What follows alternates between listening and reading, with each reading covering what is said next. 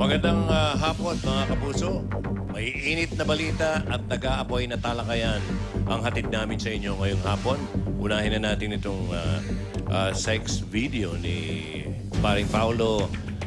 Anong masasabi niyo? Sige, I'll go ahead na, no? Siguro kasi siyempre si China Roses, yung girl na ina-accuse. Well, Taga Menjola yan, no? Ha? Taga Menjola.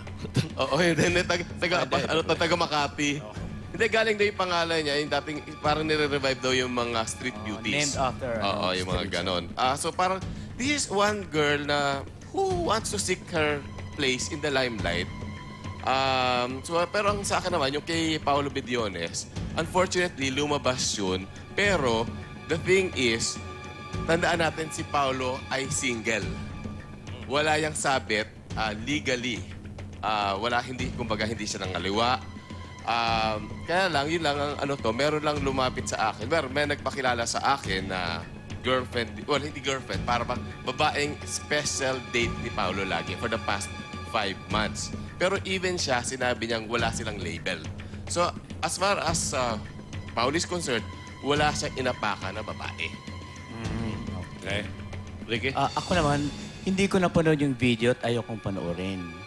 Di ba? Pero sabi ng nakapanood, si Paolo daw ay gifted in that video as he is as a host, TV host.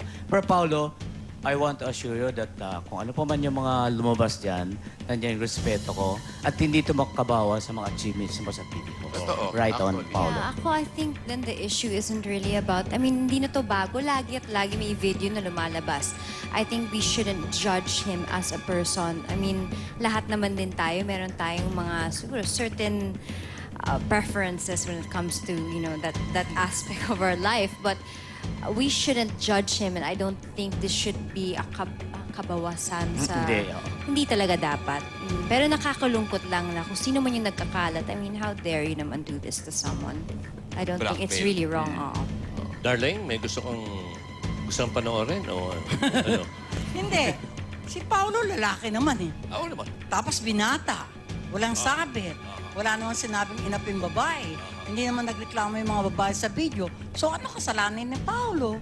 Yeah. Ako, isa lang masasabi ko. Paulo, marami yan, lilipas din yan.